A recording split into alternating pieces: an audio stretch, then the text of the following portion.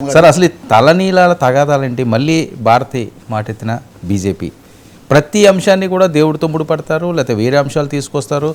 తలనీలాలేమోని మామూలుగా స్త్రీలు తీసుకోకూడదని మరొకరు ఎవరో ప్రవచనాల్లో చెప్తుంటారు. ఇవన్నీ ఎటువైపు వెళ్తుంటుంది? అక్కడ అడిగింది ఒక సెన్సిటివ్ ఇష్యూ. వాళ్ళ కొడుకు కోసం, ఆ తల్లి ప్రేమ బంధం కోసం ఆవిడేదో మొక్కుకొని ఉంటుంది. విదేశీ రాయలైనప్పటికీ కూడా ఆవిడేదో తలనీలాలు తీసుకున్నారు. దాన్నే ఒక చర్చ కింద రచ్చ కింద మార్చాల్సిన అవసరం ఉందా? ఇప్పుడు దేన్ని ఎక్కడ వదిలేయాలో అక్కడ వదిలేయాలి. నేను చాలా స్పష్టంగా చెప్పా. ఒక తల్లిదండ్రులు వాళ్ళు అయిన తర్వాత వచ్చారు, దీన్ని రాజకీయంగా చూడాల్సిన అవసరం లేదని. కానీ ప్రతి దాన్ని కూడా ఒకవైపునేమో చాలా మహోన్నతంగా ఆమె చేశారు. చాలా ఆమె ఇవన్నీ ఆమెకి ఎంత తెలుసో నాకు తెలియదు. అసలు ఈ దేశ రాజకీయాలు, రాష్ట్రంలో ఆమె రాజకీయంగా చేశారు, తల్లిగా చేశారు అని మనం చూస్తాము. సో వాళ్ళు అలా ఉంటే పొద్దున్న నేను ఒక బీజేపీ నాయకుడు, అధికార ప్రతినిధే, మనకు అందరికీ తెలిసిన ఆయన మాట్లాడుతుంటే చూస్తున్నాను. మళ్ళీ మా ఉప ముఖ్యమంత్రి గారు సతీమణి అంటే పేరు చెప్పడంట. మళ్ళీ మరి ఎందుకు ఆ పేరు అందరికీ తెలుసు, బొమ్మ అవన్నీ కూడా వచ్చాయి. మహోన్నతమైన నూతన వరవడి ఆమె స్థాపించారంట. ఈమెను చూసి మాజీ ముఖ్యమంత్రి గారు సతీమణి నేర్చుకోవాలంట. ఎందుకు సార్ ఈ భార్యల పోటీ ఎందుకు? ఈ భార్యల మధ్యలో మాటలు ఎందుకు? అసలు ఎందుకు సార్ పదే పదే భార్యలను తీసుకొని రావటం? రెండవది, ఆమెను చూసి భార్య కాకుండా ముఖ్యమంత్రి కూడా నేర్చుకోవాలట. సంతకం అన్య మతస్థుడు సంతకం పెట్టాలా వద్దా అని. అసలు బీజేపీకి ఇంత అత్యుత్సాహం కానీ ఈ సమస్యని ఇంకా సాగదీయటం అసలు అవసరమా? దీని మీద ఈరోజంతా నిన్న టీటీడీ బోర్డు, ఆ ఈఓ మాట్లాడేది ఇదంతా అనమాట. అంటే నిన్న చెప్పా కదా, గోవులైనా, చెప్పుల విషయమైనా, లడ్డు విషయమైనా, క్యూలైనా, తిట్లైనా అన్నీ అలాగే కొనసాగిస్తున్నారు సార్. అంటే హైజాక్ చేయదలుచుకున్నారా? తిరుపతి వెంకన్నను అడ్డం పెట్టుకొని బోలెడు రాజకీయం నడుస్తున్నట్టుగా ఇక్కడ చాలా స్పష్టంగా కనిపిస్తుంది. ఈరోజు కూడా ఈ విషయాలు మాట్లాడుతుంటే కనీసం ఇప్పుడు అల్లు అర్జున్ కూడా వెళ్ళాడు పవన్ కళ్యాణ్ వాళ్ళ ఇంటికి ఉదాహరణకు. అంటే ఆ పరిణామాలు వీటి తర్వాత పలకరించాడు. అందరూ ఆ దృష్టి మానేసి ఇక్కడ దేవుడు కాదు, పిల్లాడు కాదు, రాజకీయం. ఈ రాజకీయంలో మొన్ననే కదా భారతీయ మీద కామెంట్స్, ముఖ్యమంత్రి కూడా చర్య తీసుకోవటము, అరెస్ట్ ఇట్లాంటివన్నీ కూడా జరిగాయి. ఈ సందర్భంలో అసలు ఎందుకు అయిపోయిందాన్ని పదే పదే తీసుకురావడం? అంటే ఏదో ఒక విధంగా ఒక కృత్రిమమైన రాజకీయం నాడపటం. ఆయన ఎప్పుడు హిందూ సాంప్రదాయాలు పాటించలేదు, సంతకం పెట్టాలి. నాకు ఒకటే సందేహం వర్మ సార్, మీరు చెప్పండి. ఎవరైనా ఒకరు నాకు ఈ దేవుడి మీద నమ్మకం లేదని చెప్పదలుచుకుంటే వేరే విషయం, కానీ ఆ మాట వాళ్ళు ఏం చెప్పనప్పుడు ఎలా అయినా చెప్పు అని వెంటపడటం అనేది ఒక మతానికి అవసరమా? అవును. ఇప్పుడు నేను బుద్ధుని కాకపోవచ్చు, బుద్ధుడు అంటే నాకు గౌరవం అని నేను అన్నాను అనుకో, నేను బుద్ధుడు అంటే నాకు నమ్మకపోవచ్చు అనే వాక్యం ఇక్కడ రాయని ఏ మతమైనా ఒకవైపేమో మత మార్పిడులను వ్యతిరేకించాలి, అడ్డుకోవాలనుకుంటూ, ఇంకోవైపున వేరే మతం వాడొచ్చి ఇక్కడ నేను మీ దేవుడిని ఒకవేళ మీరు అనుకుంటే, ఆయన అనుకున్నాడా లేదా, వీళ్ళ మతం ఏంటి వాళ్ళ మతం ఏంటి, నేను మతము కంటే మానవత్వమే ఎక్కువగా చూస్తాను. దాని పోనీ మహా అయితే ప్రోటోకాల్ ఉంటుంది. ఒకవేళ ప్రోటోకాల్ ఎవడైనా ఉల్లంఘిస్తే కోర్టులు చట్టాలు కూడా ఉంటాయి. ఎందుకు దీన్ని అంటే ఎక్కడి నుంచి ఈ చర్చను మళ్ళీ ఎక్కడికి తీసిపోతున్నారు? ఇంకోటి నిజంగా బీజేపీ వాళ్ళు అసలు ఈ అంశాలన్నీ మేము లేవనెత్తినప్పుడు మీరు ఎవరు మాట్లాడలేదు అంటున్నాడు ఆయన. అంటే ఒక విధంగా మీరు అందరూ మమ్మల్ని ఫాలో అవుతున్నారని ఆయన వీళ్ళందరికీ చెప్తున్నాడు. ఆ బీజేపీ నాయకుడు మీరందరూ కూడా మా మార్గంలోకి వచ్చారు, మమ్మల్ని అనుసరిస్తున్నారని.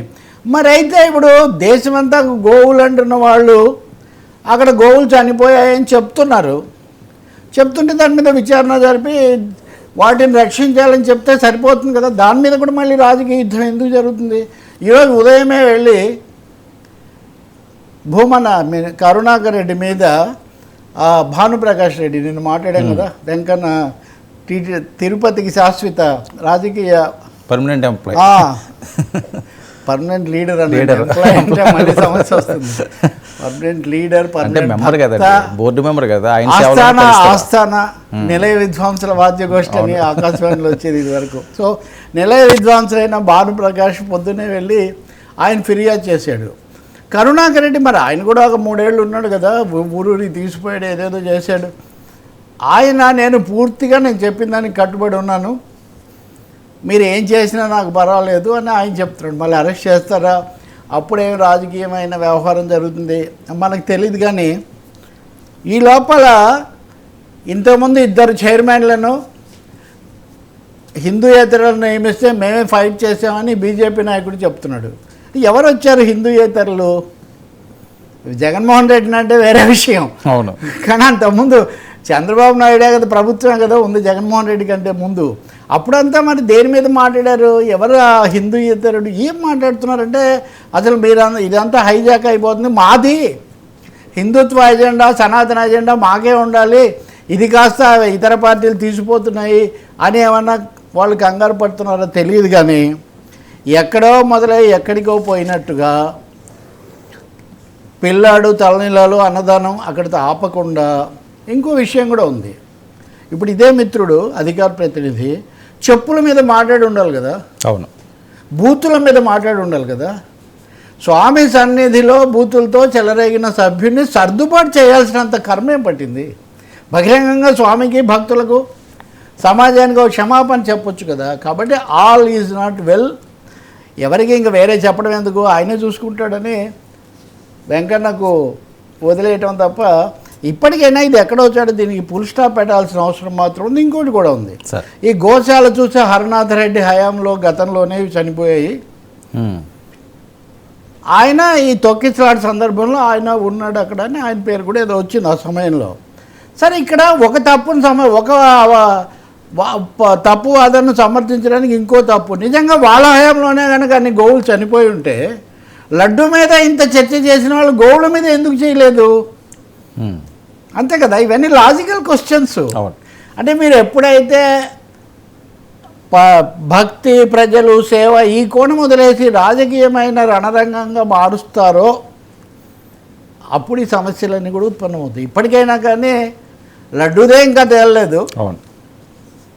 పొద్దున్నే నేను చూస్తున్నా, ఇదివరకు ఆయన ఈవోగా కూడా పనిచేశారు, మాజీ చీఫ్ సెక్రటరీ, పొద్దునంటే నిన్న వెళ్ళినట్టున్నారు ఎల్వి సుబ్రహ్మణ్యం గారు. ఇప్పుడు లడ్డు చాలా రుచిగా ఉంది, అన్నీ బాగా తీసుకున్నారని. ఓకే, ఆయన ఇదివరకు చేశారు కాబట్టి లడ్డు అవి బాగా తిని ఉంటారు, భక్తుడు కూడా కాబట్టి ఇప్పుడు తిని చెప్పారని.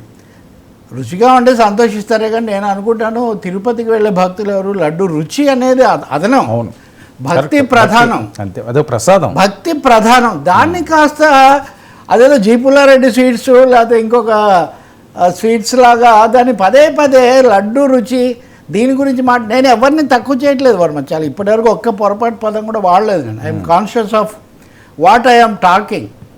దాన్ని ప్రసాదం అండి, ప్రసాదం సామూహికంగా పంచడం కోసం దాన్ని చేస్తున్నారు. పోర్టులో దాని పరిశుభ్రత ఎలా ఉంది, భక్తుల ఈ విషయాలు ఎక్కువ ఆలోచిస్తారు. కానీ ఇలా అయిపోయింది ఇప్పుడు చర్చ చివరకు. సుప్రీంకోర్టు కూడా అప్పుడు అక్షింతలేసింది, పూర్తి కాకుండా ఎందుకు బయట పెడతారని. ఎందుకనంటే మీలాంటి భక్తులు వెళ్ళే వాళ్ళందరూ ప్రతిదానికి నొచ్చుకుంటారు, అవునని లేరు కాదని లేరు. కాబట్టి ఇంక ఈ సమస్యలో కీలకమైంది నేను ఇందాక చెప్పింది.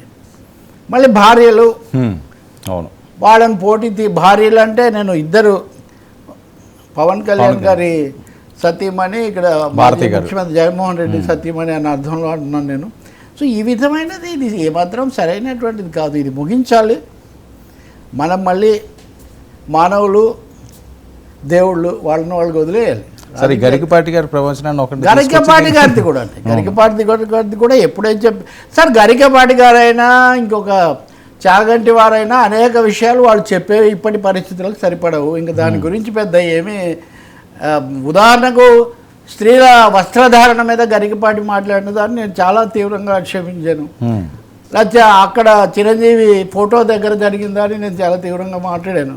అవి చాలా సాధారణమైన వీళ్ళు ప్రవక్తలు అంటే అనేది తెలుగులో ప్రకృష్టం అంటే ఉత్కృష్టమైందని చెప్పడానికి వాడతారు. ప్రప్రథమం అంటే ప్రథమమే, అందులో కూడా అప్పర్ మోస్ట్ అన్నట్టుగా ఫస్ట్ అనేది వెరీ ఫస్ట్ అంటుంటుందండి. ప్రప్రథమం అంటే అంటే అంతే, ప్రవచనము. కబీర్ వచనాలు ఉన్నాయి, తుకారం వచనాలు ఉన్నాయి, ఇలా చాలా వచనాలు ఉన్నాయి, తిరుక్కరాల వచనాలు ఉన్నాయి. తమిళనాడులో చెన్నైలో ఆయన కోసం పెద్ద ఇదే కోవెల్లో కట్టారు. కాబట్టి ఇవి కూడా వచనాలన్నీ ప్రవచనాలు కాదు, మీరు అది గుర్తించండి. అసలు స్త్రీలను చదువుకోనివ్వకూడదు, వాళ్ళకి అష్టావర్షాత్ భవేత్ కన్యా 8 ఏళ్ళు దాటకూడదు, ఇవన్నీ కూడా చెప్పారు సార్. అలా చెప్పిన వాళ్ళే స్త్రీలు శ్మశానానికి పోకూడదు. ఉదాహరణకు ఎందుకు పోకూడదు మళ్ళీ ఏదో చెప్తాడు. అవును. కానీ నిజానికి పెంచిన వాళ్ళు, తోడు నిలిచిన వాళ్ళు ఎందుకు వెళ్ళకూడదు? ఇవన్నీ అనేక నమ్మకాల నుంచి వచ్చిన విషయాలు తప్ప ఇంకోటి కాదు. కొన్ని ఇళ్లలో పోతారు, కొన్ని ఇళ్లలో పోరు. కాబట్టి ఇక్కడ తలనీలాలు ఇవ్వకూడదు. ఆమె భక్తితోనో ప్రేమతో ఆమె ఇవ్వాలనుకుంది. ఇవ్వచ్చా లేదా చెప్పడానికి వెంకటేశ్వర స్వామికి లేని అభ్యంతరం, గరికపాటికో ఇంకోరికో ఎందుకు? ఆయన ఎప్పుడో ఏదో సందర్భంలో చెప్పిన దాన్ని తీసుకొని వచ్చి ఇప్పుడు దాన్ని విపరీతంగా ప్లే చేసి, అందుకే ఎవరు దేన్ని ఎందుకు చేస్తున్నారు అనే దాంతో నిమిత్తం లేకుండా సోషల్ మీడియా అనే దాన్ని మీరు వైరల్ అంటుంటారే, నేను స్వైరల్ అంటాను. స్వైర విహారం, స్వైరల్. ఈ స్వైర విహారం అన్నది సమాజానికి క్షేమదాయకంగా ఉండాలి తప్ప దారి తప్పించేదిగా ఉండకూడదు. ఎవరు తలనీలాలు ఇచ్చుకుంటారు, ఎవరు బాబ్డ్ హెయిర్ పెట్టుకుంటారు, ఎవరు మొగలి జడ వేసుకుంటారు, ఎవరు కటింగ్ చేసుకుంటారు, వాళ్ళకు వదిలేయండి సార్. మీరు వాళ్ళంటే నేను గరికపాట ఈమె గురించి చెప్పాడని అట్లా ఎప్పటిదో ఇప్పుడు ప్లే చేస్తున్నారు, అంతే కదా. చాలా విషయాలు చెప్తుంటారు. ఉదాహరణకు వీళ్ళు ఈ సమయంలో తినాలి, చేయిలా కడుక్కోవాలి, ఇదే చేయాలి, పొద్దున్నే కాళ్ళు కడుక్కోకుండా వీళ్ళు చెప్పిన చాలా జరగడం లేదు. వాళ్ళ ఇళ్ళల్లో కూడా జరగట్లేదు. అంటే వాళ్ళ ఇళ్లల్లో అంటే వాళ్ళ ఇంట్లో నేను అన్నాను, వాళ్ళకి సంబంధించిన వాళ్ళు ఎందుకు మీరు ముహూర్తం చూసుకోవాలి. మీ ఫ్లైట్ ఏ అనుకుంటే మీరు అప్పుడు పరిగెడతారు. కాకపోతే ఏదో ముందే బ్యాగ్ బయట పెట్టడం, ఒక అడిగే ఇట్లాంటివి ఏవో చేస్తాం. మన సంతృప్తి కోసం మనం చేస్తాం తప్ప కాలచక్రాన్ని గమనాన్ని అయితే మనమేం మార్చలేం కదా. కాబట్టి ఆమె ఎవరు, ఆమె పాపం ఇంకోటి చెప్తున్నాడు ఆయన. ఉదాహరణకి ఎలా ఉంటుంది, రాజకీయం వేరు ఇది వేరని. ఆమె ఏ సమయంలో అయితే పవన్ కళ్యాణ్ గారిని పెళ్లి చేసుకున్నారో అప్పుడే హిందూ అయిపోయారు ఆమె. అయినా కానీ ఆమె ఎంతో సౌజన్యంతో చేశారని. ఇదే లాజిక్ సోనియా గాంధీ గారికి వర్తింపజేసామా మనం? ఆమె అసలు దేశాన్ని వదిలేసి దేశానికి వచ్చి అత్తగారి హత్య జరిగిన, భర్త హత్య జరిగిన కాంగ్రెస్ పార్టీకి నాయకురాలుగా ఉన్నారే. మనము విదేశీ వనిత నోరు తెరిస్తే ఇటలీ పార్టీ అంటున్నామే. మరి అందుకనే తర్కం అనేక విధాలు ఉండకూడదు. వారు సంబంధం లేని విషయాల్లో కనపడవచ్చు. కానీ ఎప్పుడు ఆమె కూడా వెళ్ళి ఆ కుంభమేళాలో మునుగుతారు. మనం మాట్లాడతాం, రకరకాలుగా చేస్తాం. అందుకనే డబుల్ స్టాండర్డ్స్, ద్వంద్వ ప్రమాణాలు, వ్యర్థ వివాదాలు, క్షుద్ర భాషణలు పనికిరావు. ఈ మూడు చెప్తున్నాను నేను సార్. అది మహిళలను, వారి వారి సతీమణులను, కుటుంబాలను తీసుకొని రావడం మరింత అపచారం.